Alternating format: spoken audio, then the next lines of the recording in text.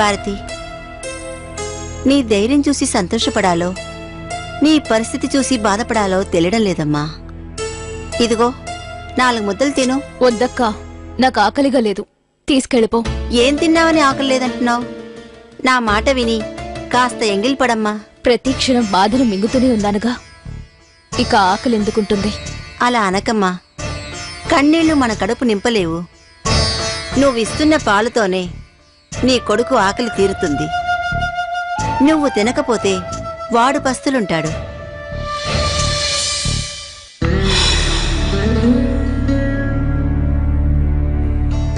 నా తల్లివి కదూ, కొంచెం తినమ్మా.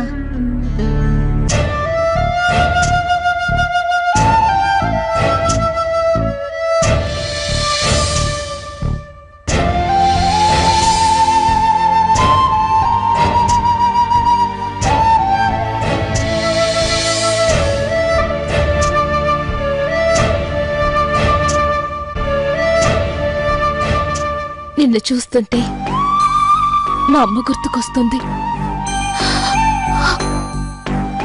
మంచిదానిలా ఉన్నావు. ఈ రాక్షసుల దగ్గర ఎందుకు పనిచేస్తున్నావు?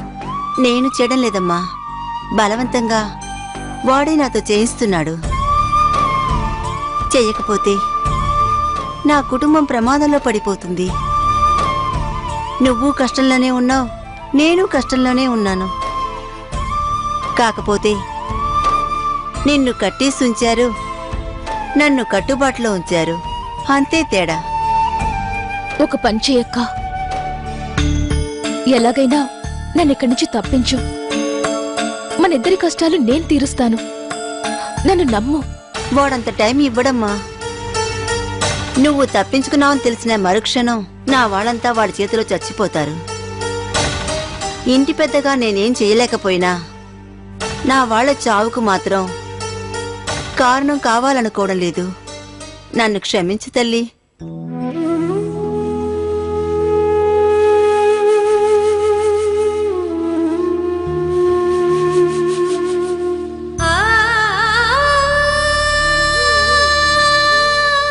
నువ్వే మహారాణిలాగా బతకాలి అన్న చిగురేసే ఆశలలోన ఇంకా ఎదురీత నీదే తలరాత మారే కబురేదో ఉందని విన్నా.